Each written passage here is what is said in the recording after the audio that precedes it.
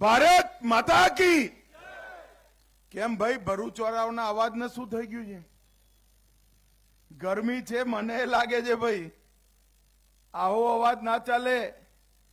મોદી સાહેબને ત્રીજી વાર વડાપ્રધાન બનાવવાના છે કે નથી બનાવવાના? અરે જોરથી બોલો, બનાવવાના છે કે નહીં? મનસુખભાઈને ફરીવાર સાંસદ બનાવવાના છે કે નહીં? 400 પારથી વિજય પ્રાપ્ત કરવાનો છે કે નહીં? તો મારી સાથે બંને હાથ ઉઠાવો, અંત સુધી બધા ભાઈઓ બહેનો ઉઠાય જરા. વિજયના સંકલ્પની મુઠ્ઠી બીચો અને પ્રચંડ અવાજથી બોલો, ભારત માતા કી જય શ્રી રામ, જય જય શ્રી રામ. આજ ભાઈ આ બધા સેટ કરીને બેસી જાઓ જરા, પાછળ મને દેખાય અને પાછળ વાળાને હું એ દેખું. પત્રકારો જરા પ્લીઝ સેટ કરીને બેસી જાઓ. આજ ભારતીય જનતા પાર્ટીના ઉમેદવારને જીતાડવાની અપીલની સભામાં મારી સાથે મંચ પર ઉપસ્થિત ભાઈ ભૂપેન્દ્રભાઈ પટેલ, માન્ય મુખ્યમંત્રી ગુજરાત રાજ્ય શ્રી પ્રદીપસિંહજી જાડેજા, લોકસભાના ક્લસ્ટર પ્રભારી અજયભાઈ ચોકસી, ભરૂચના પ્રભારી યોગેશ પટેલ, લોકસભાના સમન્વયક અશોક પટેલ, સંગઠનના પ્રભારી ધર્મેશ પંડ્યા, મારુતિસિંહ તખતસિંહજી, શ્રી સતીશભાઈ પટેલ, ઘનશ્યામભાઈ પટેલ, નિરલકુમાર પટેલ, ફતેહસિંહ ગોહિલ, વિનોદભાઈ પટેલ, મહેન્દ્રસિંહ વાસિયા, શ્રી ઈશ્વરભાઈ પટેલ, અરુણસિંહ રાણા, રમેશભાઈ મિસ્ત્રી, અક્ષયભાઈ પટેલ, શ્રી ડી કે સ્વામી, શ્રી રીતેશભાઈ વસાવા, શ્રી ભરતસિંહજી પરમાર. અને આજના કાર્યક્રમમાં આટલા ધૂમ ધકતા તાપમાં મારી સામે બેઠેલા પ્રિય ભાઈઓ, બહેનો, માતાઓ અને મારા જીગરના ટુકડા જેવા યુવા મિત્રો, સૌને મારા રામ રામ. આમ તો મનસુખભાઈના ત્યાં કોઈ સભા કરવાની જરૂર નથી. તમારો સાંસદ મનસુખભાઈ એવું ભૂત છે કે જે એકે ગામમાં ના ગયું એવું બને જ નહીં. મનસુખભાઈનો પ્રચાર અગર કોઈ સારામાં સારો કરી શકે તો મનસુખભાઈ પોતે જ કરી શકે. હું તો અહીંયા પ્રભારી હતો, નાનામાં નાની વાત માટે ઝઘડો કરી દે, ગાર કાઢી લે, પણ વાત ભરૂચના મતદાતાની હોય, પોતાની ના હોય. ભાઈઓ और બહેનો, હું તમને સૌને બે હાથ જોડીને વિનંતી કરવા આવ્યો છું, આવો જનપ્રતિનિધિ નહીં મળે. ગડબડ કરશો તો કોઈ અર્બન નક્સલ આવી આપણા આદિવાસી વિસ્તારને તહસ નહેસ કરી નાખશે. ભૂલ ના કરતા એ કહેવા જ હું ભરૂચ આવ્યો છું. ભારતીય જનતા પાર્ટી નરેન્દ્રભાઈના નેતૃત્વમાં આ લોકસભાની ચૂંટણી લડી રહી છે. મિત્રો, 2014 નું પેલું ભાષણ નરેન્દ્રભાઈનું યાદ કરો. નરેન્દ્રભાઈ જયારે વડાપ્રધાન બન્યા, એનડીએની મીટિંગ હતી, નરેન્દ્રભાઈનું પહેલું ભાષણ હતું કે મારી સરકાર આદિવાસીઓની સરકાર છે, દલિતોની સરકાર છે, ગરીબોની સરકાર છે.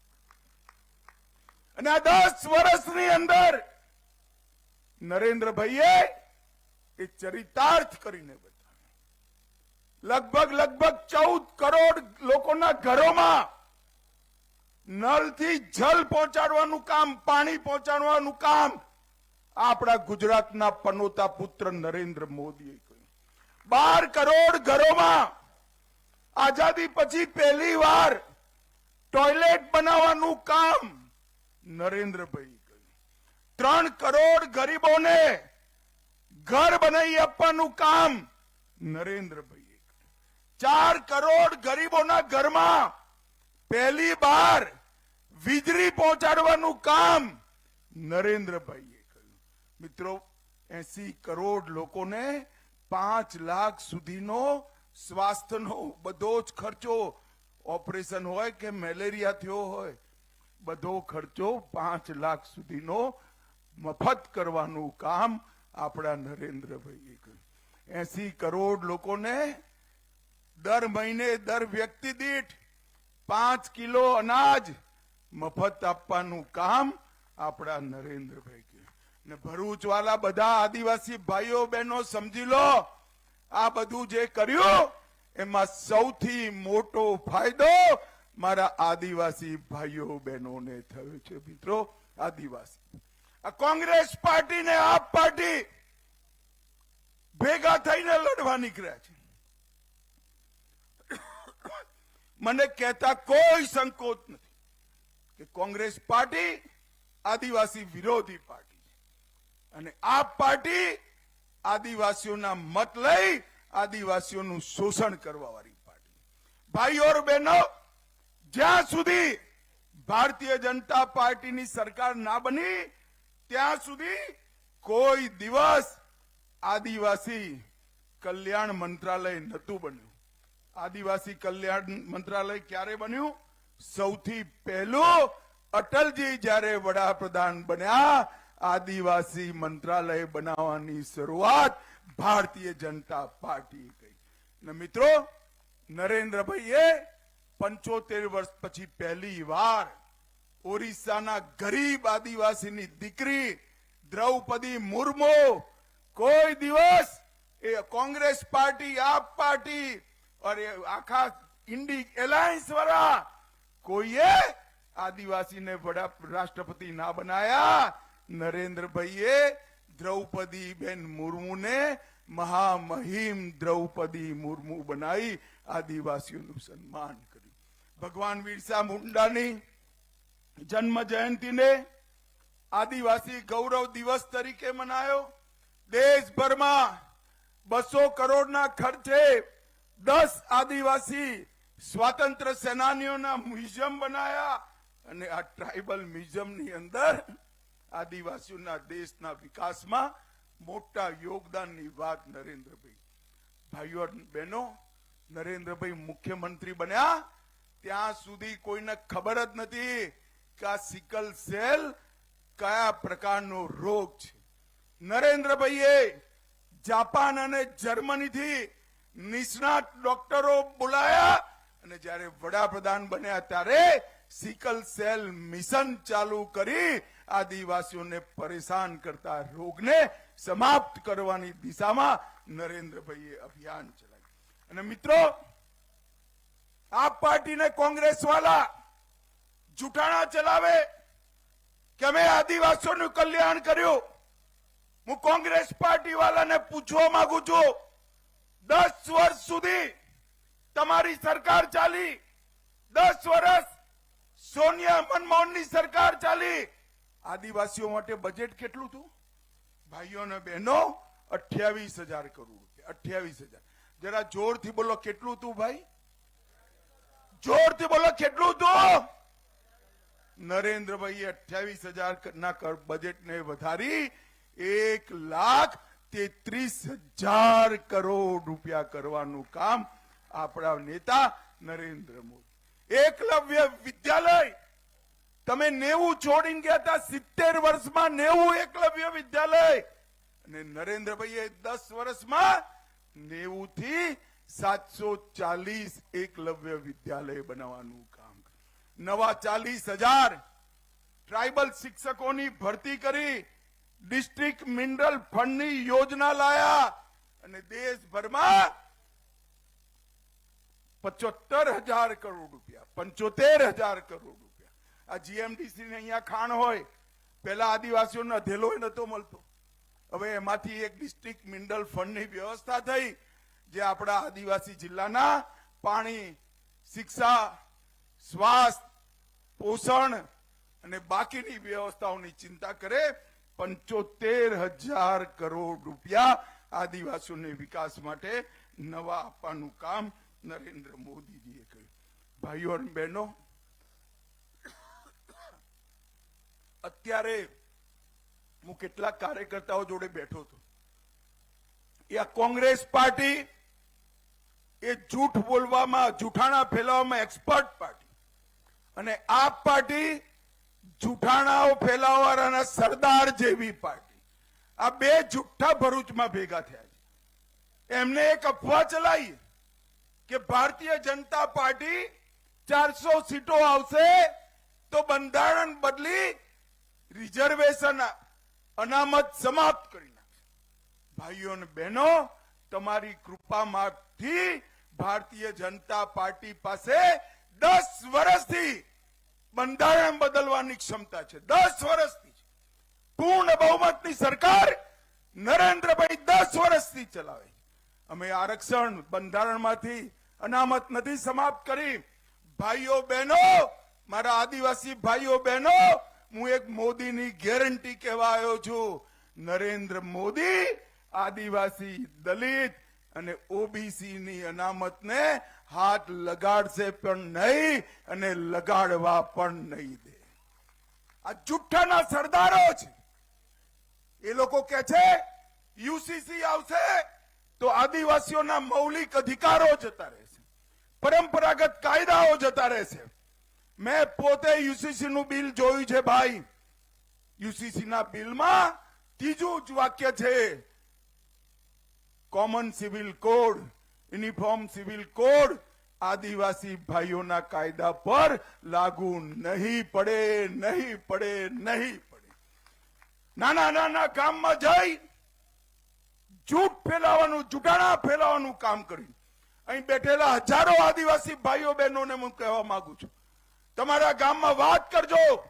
આ ચૈતર વસાવા એન્ડ કંપની જૂઠાણું ફેલાવવાની વાત કરે છે, કોઈ એમાં ના આવતા.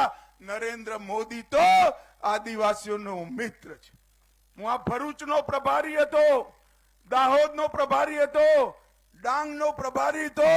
વનબંધુ કલ્યાણ યોજના, વાડી યોજના, આદિવાસી કલ્યાણ યોજના દેશભરમાં સૌથી પહેલી કોઈએ લાગુ કર્યું હોય તો આપણા નેતા નરેન્દ્ર મોદીએ લાગુ કર્યું.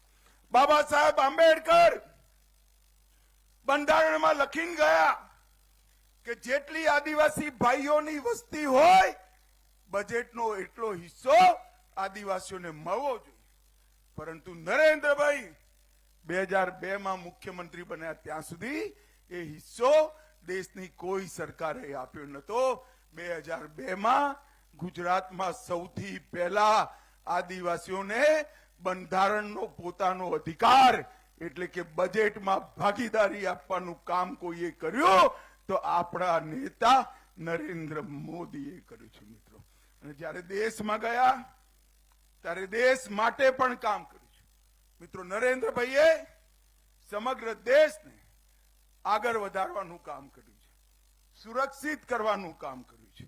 હું આજ ભરૂચ વાળા ભાઈઓ બહેનોને પૂછવા માંગુ છું, આ કાશ્મીર આપણું છે કે ને ભાઈ? અરે જોરથી બોલો, છે કે નહીં?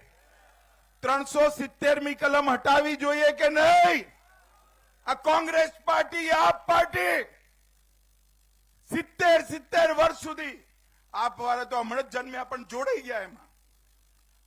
ભાઈઓ 70 વર્ષ સુધી 370મી કલમને દત્તક છોકરાની જેમ ખોરામાં રમાડ રમાડ કરતા હતા. કેમ? કેમ? એમની વોટ બેંકની રાજનીતિ માટે. ભાઈઓ બહેનો, નરેન્દ્રભાઈએ 5 ઓગસ્ટ 2019માં 370મી કલમ સમાપ્ત કરી કાશ્મીરને હંમેશા માટે ભારતનું બનાવ્યું. કોંગ્રેસ પાર્ટીએ વારંવાર મુસલમાનોને રિઝર્વેશન આપી એસટી, એસસી, ઓબીસી નો અધિકાર પડાવી લેવાની વાત કરી છે. અમે અમારા ઘોષણા પત્રમાં કહ્યું છે, કોઈ પણ આરક્ષણ, કોઈ પણ રિઝર્વેશન ધર્મના આધાર પર ના હોઈ શકે. મુસ્લિમ રિઝર્વેશનના જેટલા પ્રયાસો થયા છે, ભારતીય જનતા પાર્ટી એ બધા પ્રયાસો સમાપ્ત કરી આપણા આદિવાસી, દલિત અને ઓબીસી ના રિઝર્વેશન આપવાનું કામ કરશે. ભાઈઓ બહેનો, આ બે જુઠ્ઠાઓ અહીંયા ભેગા થાય. એમને પૂછવું જોઈએ કે તમે ભરૂચના વિકાસમાં શું કર્યું. હમણાં આપણા ભરૂચમાં કેમિકલ ઇન્ડસ્ટ્રી બહુ મોટી હોય છે. નરેન્દ્રભાઈએ 26,000 કરોડ રૂપિયા પીએલઆઈ સ્કીમ કેમિકલ ઇન્ડસ્ટ્રી માટે આપ્યા.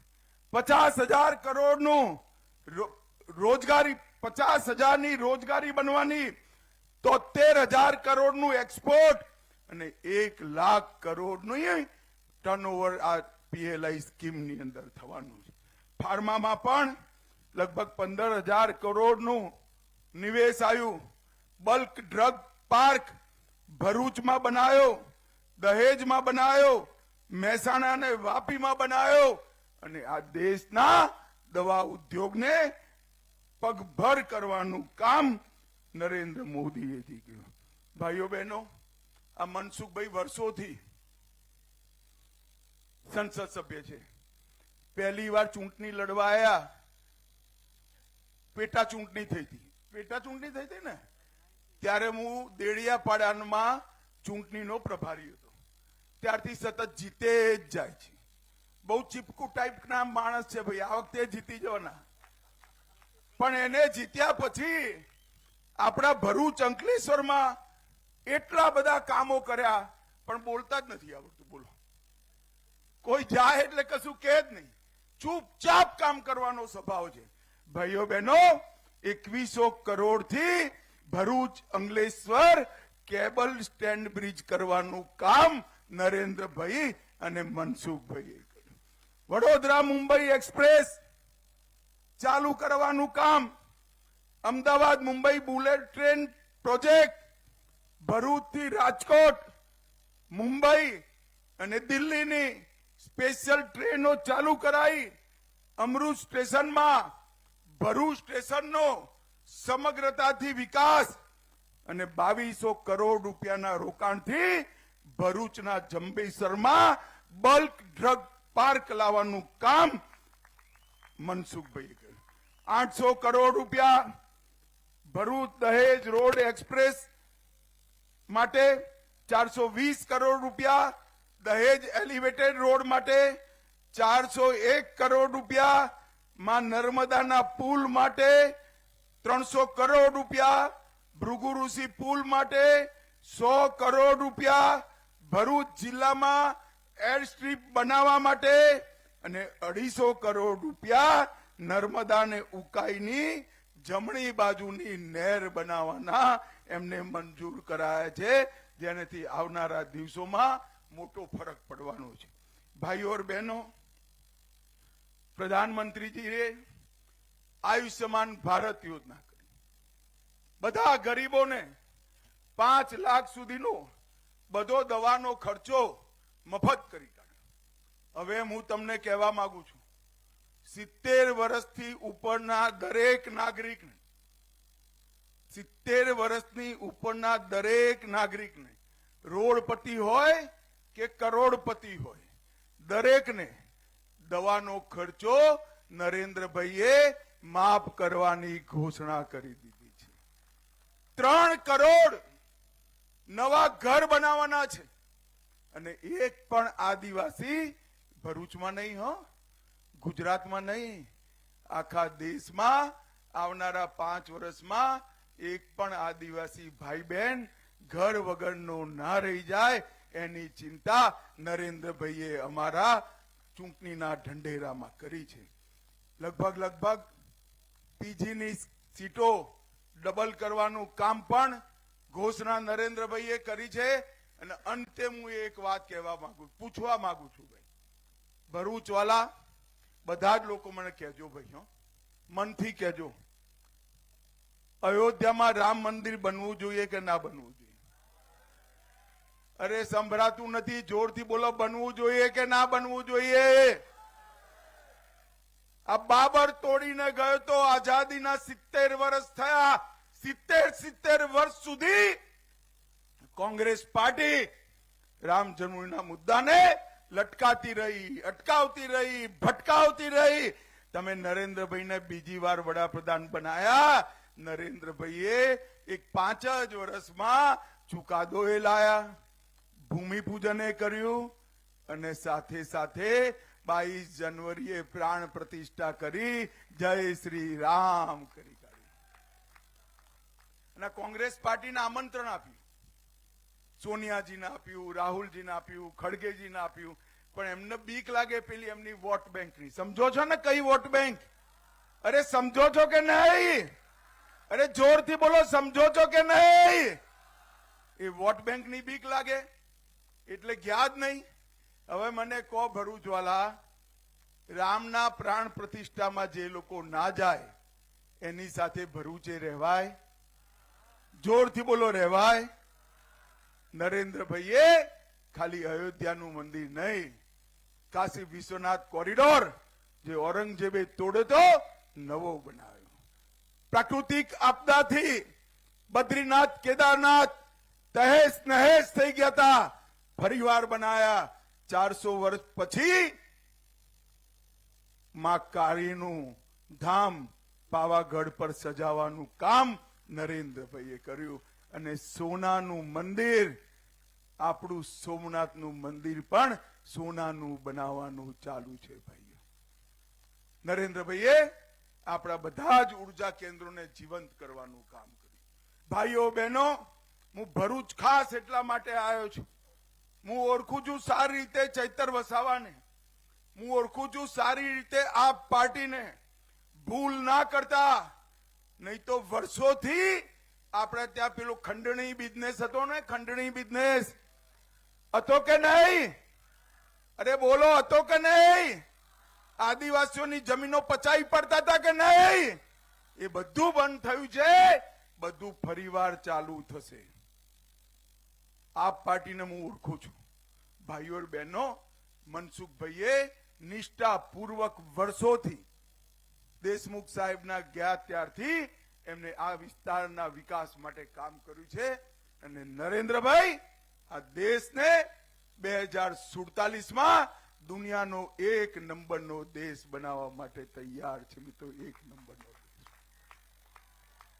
નરેન્દ્રભાઈને ફરીવાર વડાપ્રધાન બનાવવા માટે, પૂર્ણ વિકસિત ભારત બનાવવા માટે મનસુખભાઈના નામની સામે કમળનું નિશાન છે. કમળના નિશાન પર બટન દબાવો, મનસુખભાઈને આપેલો એક વોટ નરેન્દ્ર મોદીજીને વડાપ્રધાન બનાવશે. ભાઈઓ, વડાપ્રધાન બનાવશે.